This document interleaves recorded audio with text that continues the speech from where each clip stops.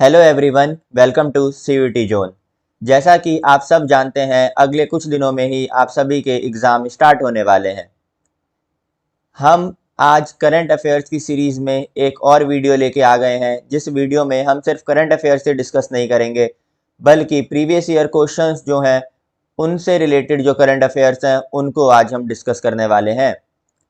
अगर आपने अभी तक हमारा चैनल ज्वाइन नहीं किया है टेलीग्राम पे, तो जल्दी से जाके हमारा टेलीग्राम चैनल ज्वाइन कर लीजिए, क्योंकि उस पे हम डेली काफ़ी सारे क्विज़ेस कराते हैं। अगर आपने अभी तक हमारा यूट्यूब चैनल सब्सक्राइब नहीं किया है, तो आप सोच क्या रहे हैं?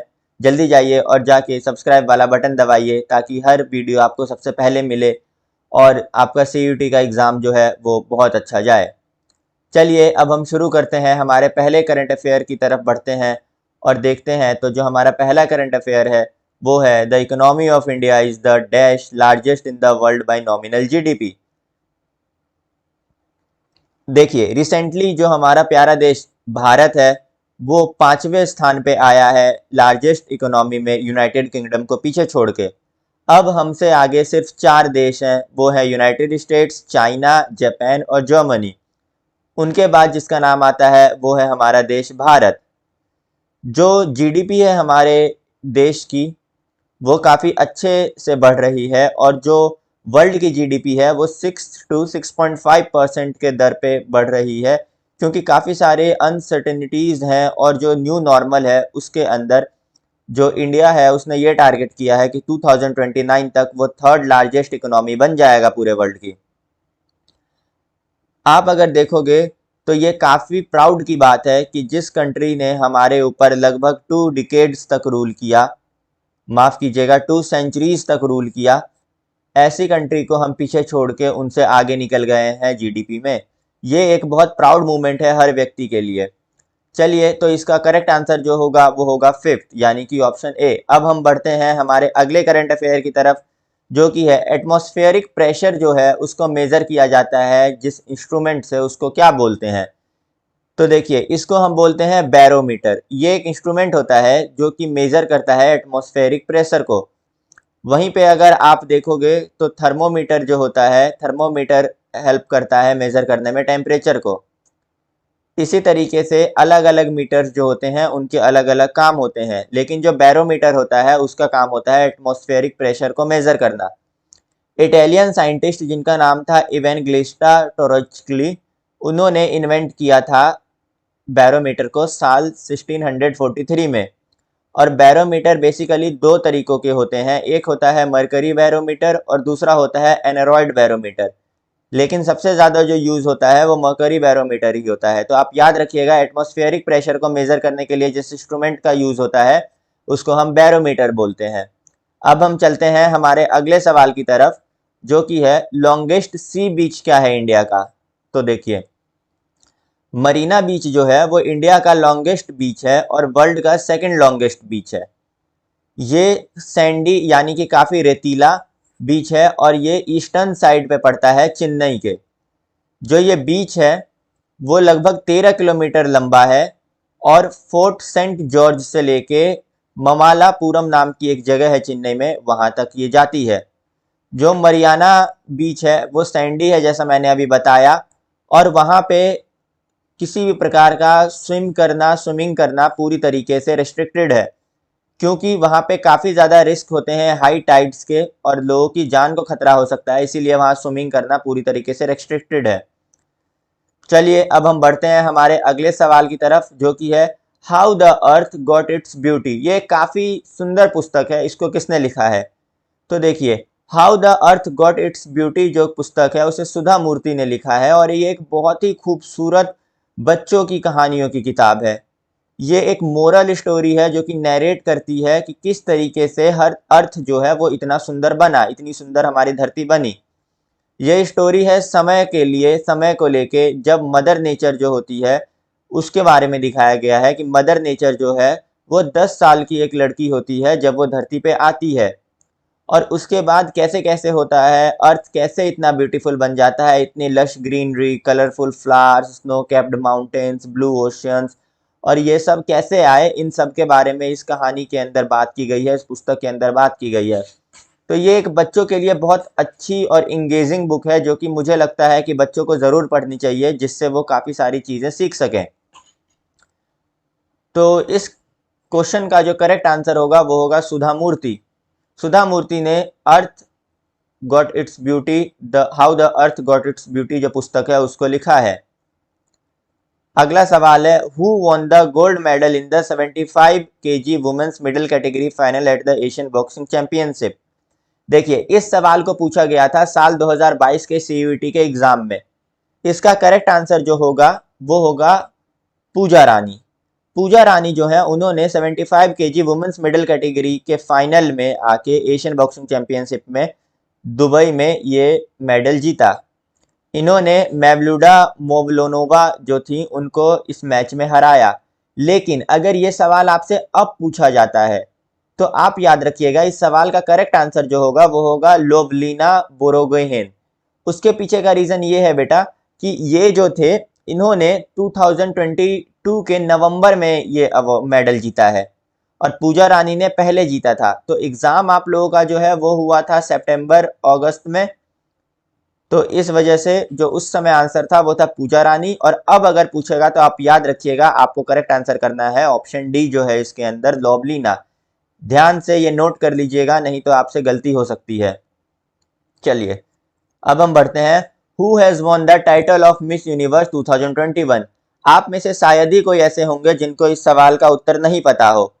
एक्टर मॉडल हरनाज संधू जो है वो मिस यूनिवर्स बनी थी और ये इंडियंस के लिए एक बहुत प्राइड मूवमेंट था। यहाँ पे इन्होंने कई सारी जो हिंदी फिल्म की जो अभिनेताएं हैं, अभिनेत्री हैं, उन्होंने इन्हें काफ़ी सारी बधाइयाँ दी थी। इससे पहले 2 बार इंडिया में मिस यूनिवर्स का खिताब आ चुका है, ये तीसरी बार था। एक बार सुष्मिता सेन लेके आई थी और एक बार लारा दत्ता लेके आई थी। यहाँ पे जब हम आगे बढ़ते हैं तो जो हरनाज संधू हैं वो चंडीगढ़ बेस्ड मॉडल हैं, जिन्होंने अपनी मास्टर्स डिग्री की है पब्लिक एडमिनिस्ट्रेशन में और वो 2021 में मिस यूनिवर्स बनी है।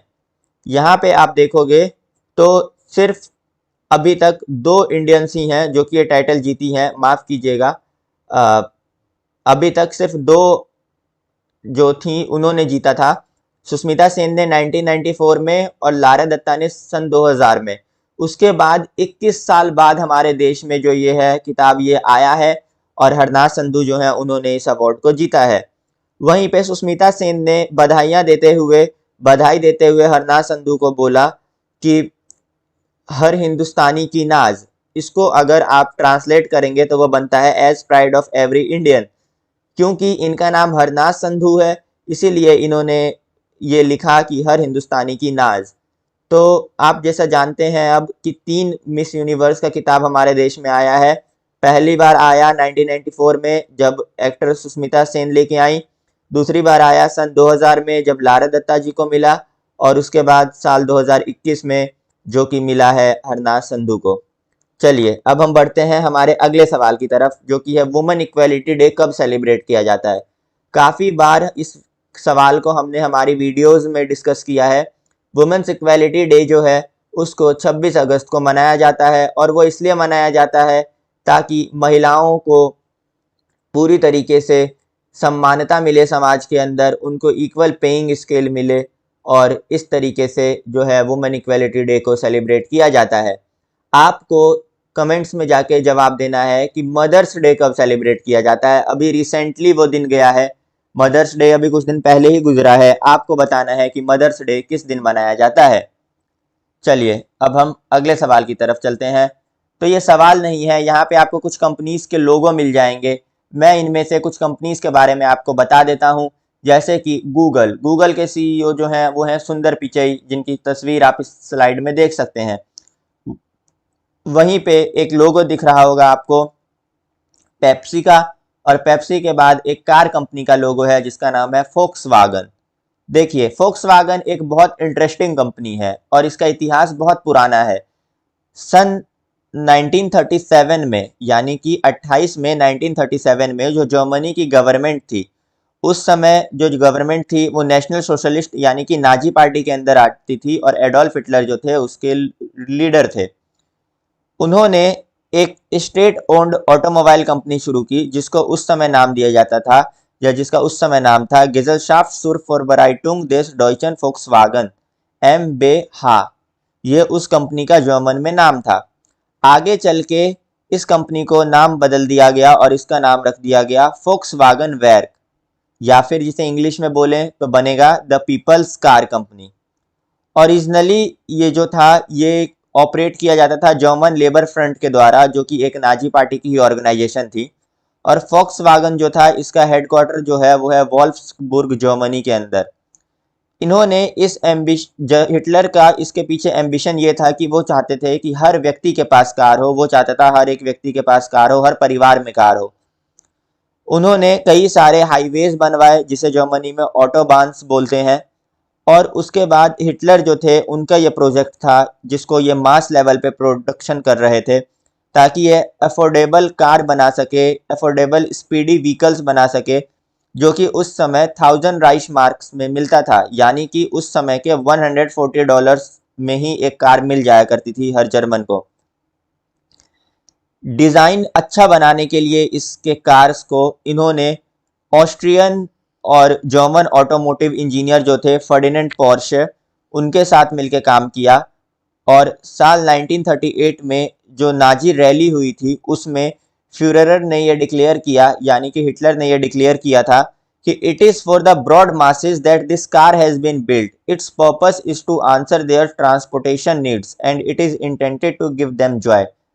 अर्थात उन्होंने इस रैली में बोला था कि ये इतने बड़े लेवल पे हमने कार को इसलिए बनाया है ताकि इसका पर्पस ये है कि हर व्यक्ति के ट्रांसपोर्टेशन की ज़रूरतों को ये पूरा कर सके और जर्मनी की उड़ान को एक नए पंख दे सके। आप जब फोक्सवागन सुनते हैं तो कई सारी कंपनीज हैं जो कि फोक्सवागन के द्वारा ओन की जाती है आज भी।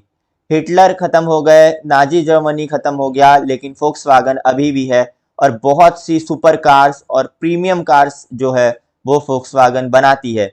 जैसे कि फोक्सवागन, जैसे आप जानते हैं फोक्सवागन खुद एक फोक्सवागन के नाम से कार बनाती है, कॉमर्शियल व्हीकल्स बनाती है, ये जिस कंपनी का नाम है फोक्सवागन कॉमर्शियल व्हीकल्स।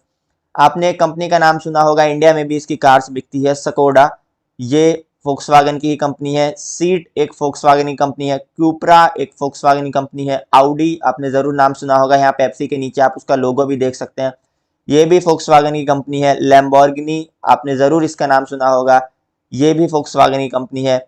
बेंटले जो कि काफ़ी प्रीमियम लग्जीरियस कार्स बनाती है, बुगैटी जो कि स्पोर्ट्स कार बनाती है, पोर्शे और डुकाटी। तो आप देख सकते हैं इतनी सारी कंपनी जो है, इन सारी कंपनीज को सिर्फ एक कंपनी ओन करती है जिसका नाम है फोक्सवागन, जिसको शुरू किया था एडोल्फ हिटलर ने साल 1937 में। आपको अब बताना है कि यहाँ जितने भी लोगों की आपको तस्वीर दिख रही है, आपको कमेंट सेक्शन में एक एक करके सभी के नेम्स और ये बताना है कि ये कौन सी कंपनी से बिलोंग करते हैं। जल्दी जाइए और जाके कमेंट कीजिए। चलिए हम एक और कंपनी के बारे में जान लेते हैं जो कि काफ़ी पॉपुलर कंपनी है, उसका नाम है एप्पल। एप्पल जो है इसकी शुरुआत हुई थी 1 अप्रैल 1970 से। दो कॉलेज ड्रॉप आउट्स ने इस कंपनी की शुरुआत की थी, दोनों का नाम था स्टीव जॉब्स और स्टीव वोजनियाक। स्टीव जॉब्स और स्टीव वोजनियाक जो थे, इन्होंने इस कंपनी को शुरुआत किया था और इनका मेन विज़न था कि ये चाहते थे कि कंप्यूटर को देखने का नज़रिया जो है वो लोगों का बदल जाए। जॉब्स और वोजनियाक जो थे वो चाहते थे कि कंप्यूटर को छोटा बनाया जाए जिससे लोग जो हैं उन्हें वो घरों में और ऑफिस में उसको यूज़ कर सके। बेसिकली वो ये चाहते थे कि कंप्यूटर जो है वो यूज़र फ्रेंडली बने, जिससे ज़्यादा से ज़्यादा लोग उसको ख़रीदें और ज़्यादा से ज़्यादा लोग उसको इस्तेमाल करें। जॉब और वोजनियाक जो थे उन्होंने एप्पल कंपनी की शुरुआत की और पहली बार एक कंप्यूटर बनाया जिसका नाम था एप्पल वन। इसकी शुरुआत इन्होंने स्टीव जॉब्स के गराज से की थी, जो उनके घर के नीचे गराज था, वहाँ से इन्होंने इस कंपनी की शुरुआत की थी। और उस समय वो इस कंप्यूटर को बिना मॉनिटर, बिना कीबोर्ड और बिना केसिंग के बेचते थे, जो कि बाद में 1977 में इन्हें रियलाइज़ हुआ और उसके बाद इन्होंने उसको भी ऐड कर दिया अपने कंप्यूटर में। आगे चल के एप्पल टू बनता है जो कि एक क्रांतिकारी प्रोडक्ट होता है कंप्यूटर इंडस्ट्री के अंदर, और पहली बार इस कंप्यूटर के अंदर कलर ग्राफिक्स का इस्तेमाल होता है, जहां पे एप्पल ने साल 1978 में $7.1 मिलियन की सेल की थी, वहीं पे साल 1980 में एप्पल ने 117 मिलियन डॉलर्स की सेल की। वोजनियाक जो थे वो एप्पल छोड़ देते हैं साल 1983 में कुछ कारणों की वजह से, और उसके बाद जॉब जो होते हैं यानी कि जो स्टीव जॉब्स होते हैं वो हायर करते हैं पेप्सिको से जॉन स्क्लूई को, जो कि प्रेसिडेंट बनते हैं कंपनी के। ये मूव काफ़ी ज़्यादा बैकफायर्ड कर देता है उनको और एक कंट्रोवर्सी शुरू हो जाती है स्टीव जॉब्स और उनके बीच में। आगे चल के स्टीव जॉब्स जो होते हैं वो भी 1985 में कंपनी को छोड़ देते हैं और उसके बाद काफ़ी सारी अलग कंपनीज खोलने के बाद, काफ़ी सारा रिसर्च के बाद एप्पल में वापस से स्टीव जॉब्स को बुलाया जाता है और उसके बाद स्टीव जॉब्स कभी मुड़ के पीछे नहीं देखते और आज इतनी बड़ी कंपनी है एप्पल, दुनिया के सबसे ज़्यादा जिस कंपनी के पास कैपिटल है उनमें से आती है एक एप्पल।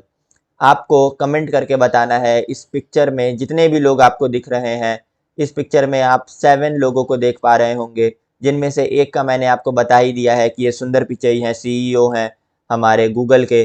तो आपको बताना है कि इनमें से कौन से व्यक्ति किस कंपनी से बिलोंग करते हैं और उनका क्या नाम है। चलिए अब हम बढ़ते हैं इसी के साथ हमारे अगले स्लाइड की तरफ, जो कि है मोस्ट लिवेबल सिटी कौन सी है इंडिया की। देखिए, हर साल जो यूरोपियन इंटेलिजेंस यूनिट है जिसको EIU बोलते हैं, वो रिलीज करती है ईज ऑफ लिविंग इंडेक्स। ये एक लिस्ट होता है जिसमें बताया जाता है कि कौन सा शहर सबसे अच्छा है रहने के लिए पूरे वर्ल्ड में। इस लिस्ट के अंदर जो इंडिया है उसकी सिटीज़ को भी इंक्लूड किया जाता है और उसकी सिटीज़ का भी एक अलग से लिस्ट आता है। तो साल 2022 के लिस्ट के अकॉर्डिंग बेंगलोर जो है उसे पहला पोजीशन मिला है इंडिया के अंदर। दूसरे नंबर पे पुणे है, तीसरे नंबर पे अहमदाबाद है, फोर्थ पे चेन्नई, फिफ्थ पे सूरत, सिक्स्थ पे नवी मुंबई, सेवेंथ पे Coimbatore, eighth pay Vadodara, ninth पे इंदौर और 10th पे ग्रेटर मुंबई है। इन सिटीज़ को जज किया जाता है इनके कल्चर और इन्वायरमेंट की वजह से, इनके स्टेबिलिटी को लेके, हेल्थ इंफ्रास्ट्रक्चर को लेके और एजुकेशन को लेके। वहीं पे जो हमारे देश की कैपिटल है जिसका नाम है दिल्ली, वो 16th पोजीशन पे आई है इस लिस्ट के अंदर। तो आप याद रखिएगा कि सबसे लिवेबल सिटी जो है उसका पहला खिताब जो है वो मिला है बेंगलोर को। चलिए, आपको बताना है बेंगलोर कौन से स्टेट में आता है और आपको साथ में बताना है उस स्टेट के चीफ मिनिस्टर का नाम क्या है। जल्दी जाइए और जाके कमेंट करके बताइए। अब हम चलते हैं हमारे अगले स्लाइड की तरफ, जो कि है which team won the cricket world cup in year 2019। तो हम देखते हैं कि क्रिकेट वर्ल्ड कप 2019 किसने जीता था।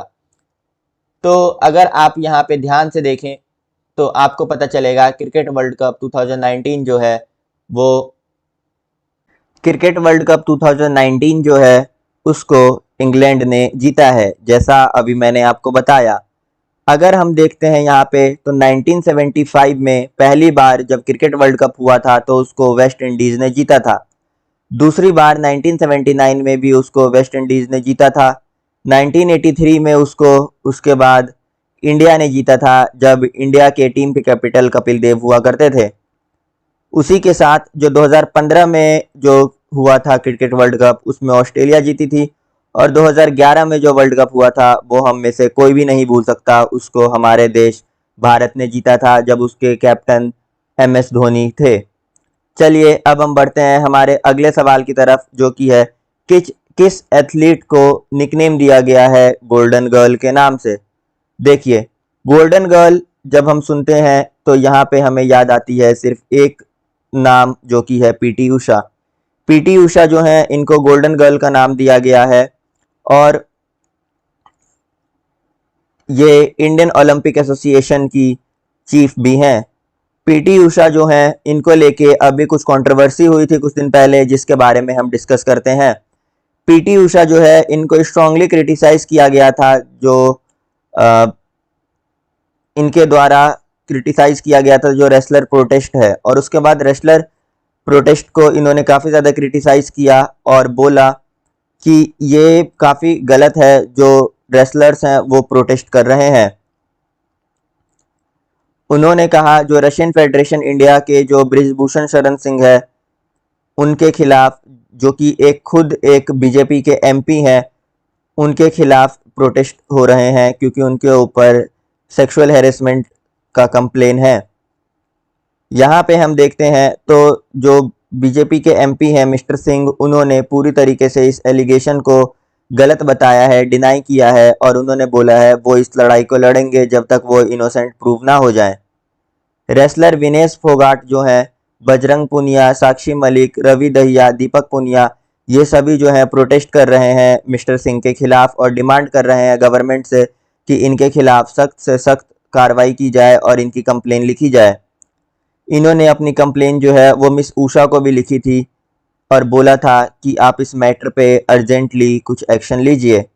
मिस उषा जो हैं उन्होंने क्रिटिसाइज़ किया रेसलर्स को इस चीज़ के लिए कि उन्होंने वेट नहीं किया जो कमेटी की रिपोर्ट है उसको आने को, और उन्होंने कहा कि ये एलिगेशंस तभी प्रूव हो सकते हैं जब कमेटी की रिपोर्ट आए। उन्होंने दिल्ली के जंतर मंतर पर प्रोटेस्ट करते हुए जो रेसलर्स हैं उनको मना किया कि ये गलत है और उन्होंने कहा कि ये प्रोटेस्ट जो है ये अमाउंट्स टू इनडिसिप्लिन है।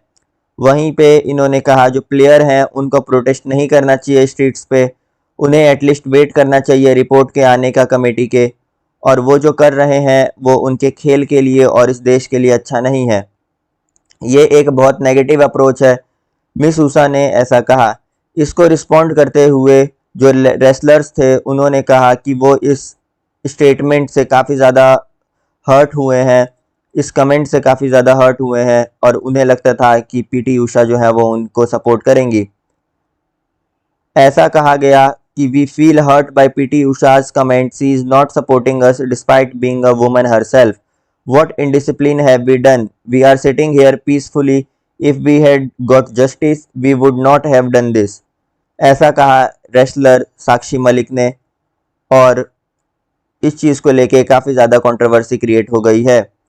आगे चलते हैं हम और हमारे अगले करंट अफेयर की तरफ बढ़ते हैं जो कि है dreams from my father is a New York best selling autobiography of.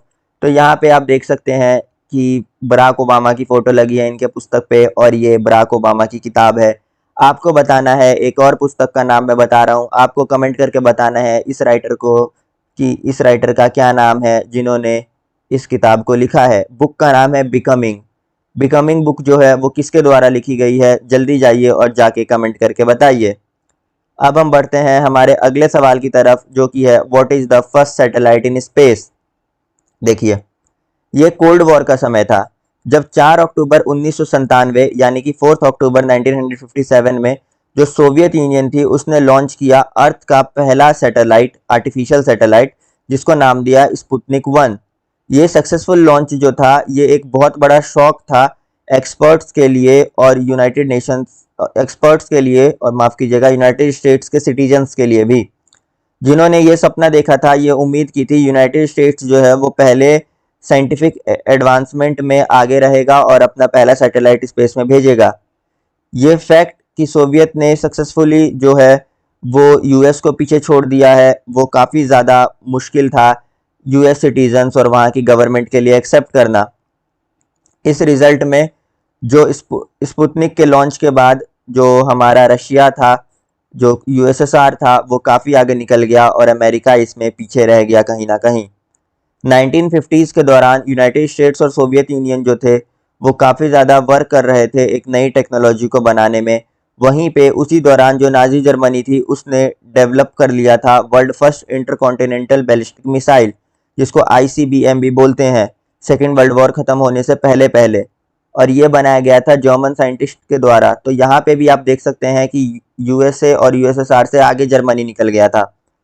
लेकिन वर्ल्ड वॉर जब ख़त्म होता है, कोल्ड वॉर जब शुरू होता है, तो दोनों कंट्री जो थे वो डेवलप करने में लगे हुए थे सैटेलाइट को कि किसी भी तरीके से वो स्पेस में अपनी पहली सैटेलाइट भेजेंगे, लेकिन ऐसा नहीं हो पाता है और जो सोवियत यूनियन है वो अपना सैटेलाइट पहले भेज देता है। सोवियत यूनियन जब अपना पहला सैटेलाइट लॉन्च करता है जिसका नाम था स्पुतनिक सैटेलाइट, स्पुतनिक 1, उसके बाद कई सारे टेक्नोलॉजिकल सक्सेस मिलते हैं सोवियत यूनियन को। जैसे वो अपने एक डॉग को भी भेजते हैं स्पेस में जिसका नाम लाइका होता है, जो कि रशिया की एक स्ट्रीट डॉग होती है जिसको ट्रेनिंग देके स्पेस में भेजा जाता है, और उसके कुछ समय बाद ही लाइका की मृत्यु हो जाती है। लेकिन ये स्पेस में भेजा जाना उनको इसलिए ज़रूरी था ताकि ये देख सके कि ऊपर जाने के बाद लिविंग बीइंग जो है वो किस तरीके से बिहेव करते हैं, कैसे कितनी देर वो सरवाइव कर सकते हैं। चलिए अब हम बढ़ते हैं हमारे अगले सवाल की तरफ, जो कि है इंडियन अमेरिकन स्टूडेंट नताशा पेरियांगम जो है उन्हें वर्ल्ड्स ब्राइटेस्ट स्टूडेंट का अवार्ड मिला है सेकंड टाइम। ये बहुत खुशी की बात है कि ये इंडियन अमेरिकन गर्ल जो है नताशा, इनको नाम दिया गया है वर्ल्ड्स ब्राइटेस्ट स्टूडेंट के लिए दूसरी बार। माफ कीजिएगा, नताशा पेरियांगम जो है उन्हें नाम दिया गया है इस लिस्ट में वर्ल्ड मोस्ट टैलेंटेड स्टूडेंट में दूसरी बार लगातार। पिछले साल भी मिला था और इस साल भी। नताशा जो है वो सिर्फ 13 साल की हैं और वो पढ़ती हैं फ्लोरेंस एम गॉर्डनियर मिडिल स्कूल में न्यू जर्सी यूएस में। ये लिस्ट जो है इसे प्रिपेयर किया जाता है अबव ग्रेड लेवल टेस्ट के द्वारा, जिसके अंदर लगभग 15,000 स्टूडेंट्स ने 76 कंट्रीज से कम्पीट किया था। इन्हें John Hopkins centre for talented youth CTY exam जो है उसमें 2021 में भी चुना गया था, और उस समय ये सिर्फ 5th ग्रेड में पढ़ा करती थी, 5th क्लास में पढ़ती थी। CTY जो है वो यूज़ करता है ग्रेड लेवल टेस्टिंग को ये आइडेंटिफाई करने के लिए कि पूरे अराउंड द वर्ल्ड जितने भी बच्चे हैं उनमें से अच्छा एकेडमिक्स में कौन है। और नताशा के पेरेंट्स जो हैं वो ओरिजिनली जो हैं वो चेन्नई से हैं। चेन्नई हमारे भारत देश में ही है, इसीलिए ये इंडियन ओरिजिन की हैं, इनका नाम नताशा है। आज का लास्ट करंट अफेयर जो है हमारा, ये है दुनिया की सबसे रिचेस्ट फैमिली के बारे में, जिनका नाम है Bernard Arnault and family. Bernard Arnault जो है वो LVMH एम्पायर के जो है ओनर हैं, और इनकी 75 फैशन एंड कॉस्मेटिक ब्रांड्स हैं, जिनमें लुई विटॉन और सेफोरा नाम की भी 2 कंपनीज हैं जो कि यही ओन करते हैं। ये बहुत बड़ी लग्जीरियस ब्रांड्स हैं। LVMH जो है ये एक्वायर किया था इन्होंने अमेरिकन ज्वेलर जो है टिफनी एंड को 2021 में $15.8 बिलियन में, और इन्हें ये बिलीव था कि ये बिगेस्ट लग्जरी ब्रांड होगा, और ये 2021 का सबसे बड़ा बिगेस्ट लग्जरी ब्रांड एक्विजिशन था आज तक का। आर्नोल्ट जो है, इनकी जो फैमिली है पूरी, ये काफ़ी बड़ा एक कैपिटल होल्ड करती हैं, और कई सारे इनकी ब्रांड है, 75 कंपनीज हैं इनकी खुद की। इन्होंने अपनी कंपनी जो है वो काफ़ी ज़्यादा एक्सपेंड की हैं, और ज़्यादातर जितने भी आप लग्जीरियस ब्रांड्स देखते हैं वो सब आपको इन्हीं की कंपनी की देखने को मिलेंगी। तो आप याद रखिएगा, वर्ल्ड की रिचेस्ट जो सबसे ज़्यादा लोग हैं उनमें से बर्नार्ड आर्नोल्ट एंड फैमिली जो है वो नंबर 1 पे आते हैं। इसी के बीच में आपने देखा था जेफ बेजोस भी आए थे, इलॉन मस्क भी आए थे, लेकिन अब बर्नार्ड आर्नोल्ट एंड फैमिली हैं फोर्ब्स मैगजीन के अकॉर्डिंग। वहीं पे जो टॉप 10 की लिस्ट में आ रहे थे गौतम अडानी, अब वो टॉप 10 की लिस्ट में नहीं आते, जब से एक जो कंपनी है उन्होंने उनके कई सारे बिजनेसेस के ऊपर सवाल उठाए जिसके जवाब उन्होंने नहीं दिए। आप जाके कमेंट करके बताइए कि उस कंपनी का क्या नाम था जिन्होंने काफ़ी सारे सवाल जो थे वो अडानी पे उठाए, और उसके बाद उनके स्टॉक प्राइजेस जो थे वो बहुत बुरी तरीके से फॉल होने लगे, क्रैश करने लगे। जल्दी जाइए और जाके कमेंट करके बताइए। तो चलिए आज के लिए इतना ही। आप सभी को एग्ज़ाम के लिए ऑल द बेस्ट। हम बहुत जल्द आपके लिए एक और वीडियो लेके आने वाले हैं, जिसमें हम आपको बताएंगे कि आपको एग्ज़ाम में कैसे अच्छा परफॉर्म करना है, क्या क्या करके जाना है, और किस तरीके से आपको एग्ज़ाम को अटेम्प्ट करना है, जिससे आपके सिलेक्शन के जो चांसेस हैं वो सबसे ज़्यादा हो जाएँ, सबसे ज़्यादा आपके चांसेस बढ़ जाएँ कि आपका सिलेक्शन होने में कोई भी प्रॉब्लम ना आए। Thank you for watching. Thank you.